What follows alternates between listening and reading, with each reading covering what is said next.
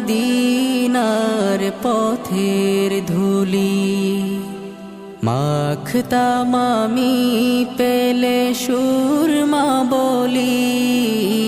ফিরে পেত এ নয়নে নূরেরি আধার ডেকে নাও রওজা তোমার রাসূলুল্লাহ কি উপায় হবে আমার রাসূলুল্লাহ কি উপায় হবে আমার মরণের চিঠি যখন আসবে আমার